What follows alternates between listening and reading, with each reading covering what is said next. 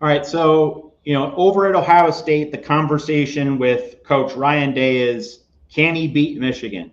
At Penn State, the conversation with James Franklin is, can he beat Michigan or Ohio State? And a typical Penn State season, as most folks around here at the Voice of College Football are quite aware of, is that James Franklin will give you 10-2, but the two are against Michigan and Ohio State. How many kinds of those seasons does the Penn State fan base is the Penn State fan base willing to accept from James Franklin? Like if that's 2024, 2025, 2026, is that good enough? I it's a very loaded kind of question for a lot of reasons, but let me start with they've lost 3 in a row against Michigan. Yes. Before that, James had won 4 of his last 5 against Michigan. The James Franklin can't beat Michigan narrative has always driven me insane because until Michigan had 3 straight teams that won the Big Ten, went to the college football playoff, and then won a national title, he'd won 4 out of 5. So that, and I think with Harbaugh being gone, I think Penn State and Michigan are on a lot more level footing. That said, I get what you're saying, and a lot of Penn State fans will say the same thing. I would come back with 2 things. One, in the 12-team playoff era, 10-2 in the Big Ten, especially a school the caliber of Penn State, you're probably getting in. If they would have had the 12-team playoff this entire time, dating back to 2016, Penn State would have been in the playoff every year except for 2 of them. Also, there's a lot of people in and out of Penn State circles who still view Penn State as the program it was in the 70s, the 80s, and through most of the 90s. From 2000 until James Franklin arrived, the norm at Penn State was 9-3, 8-4. They had like 3 or 4 seasons in there where they went 4-8. They had 1 or 2 seasons they didn't win a game in the Big Ten. James Franklin has done a tremendous job at Penn State. I'm not sure Penn State has much higher of a ceiling as a program for a lot of reasons, especially in today's college football, than what James Franklin has done. So I don't fault any fan for getting frustrated with this.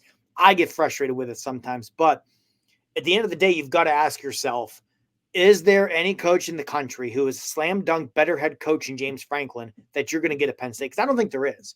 I think if you look at the guys who are clearly ahead of him, it's the Kirby Smarts, it's Lincoln Riley, it's Steve Sarkisian, guys who aren't leaving where they're at.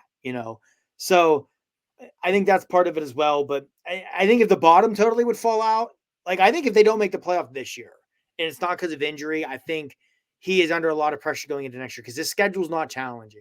You don't play Michigan, you don't play Oregon. You got to go to Wisconsin, but I don't think Wisconsin is going to be anything too terribly challenging this year.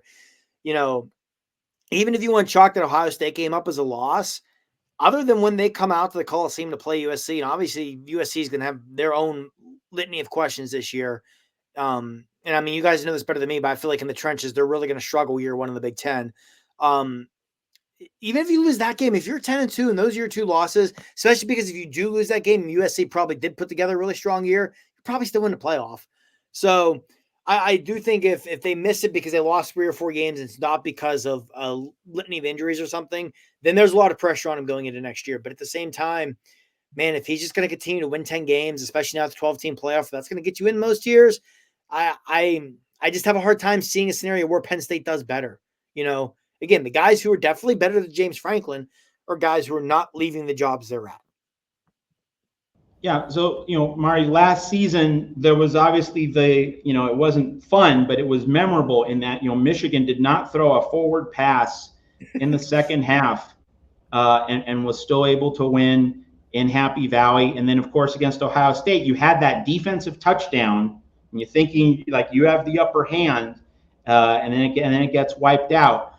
In terms of getting a sense from coaches, from players, which of those 2 moments or episodes is kind of like the bigger sequence of events that's kind of sticks in the craw and is kind of fueling this team as motivation to get it right this year? When players and coaches talk about how to turn this thing around and kind of having that fuel to be better, which of those moments stands out more for folks at Penn State?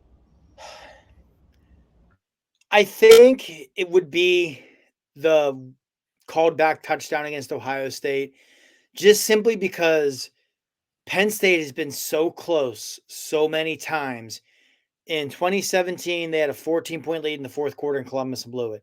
2018, in front of the whiteout crowd, Miles Sanders scored with 6 minutes to go to put them up by 12, and they blew it. 2022, they took the lead at home with like 7 minutes left against Ohio State and blew it.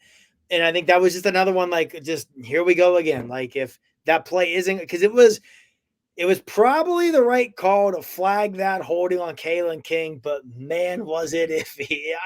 He probably held, but I just with the ball not even in the air yet, I didn't like the flag being thrown there. And yes, Penn State's offense struggled that entire game, but Ohio State's offense struggled too, and they wound up getting 7 points there. That was a huge swing. If that swings the other way, and instead of coming out of that series, it's 10-3 Ohio State, it's 10-3 Penn State. Instead, Penn State's got the momentum. That defense is really going to be swarming. Who knows where that game goes? So I think it's that one, because the Michigan thing too, by the time that started, you kind of knew you weren't winning the game. The Ohio State game, you were in it to the very end for the most part. So I think that's where that one's kind of more that what if setting in the craw, because it's just like, man, if that doesn't get called back, who knows where that game goes? Who knows where that game goes?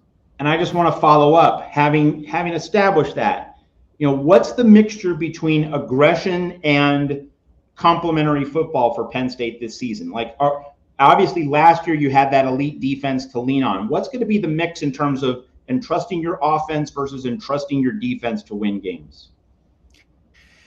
I'm hoping we see more aggressiveness on offense, and I think we will with Andy Kotelnicki.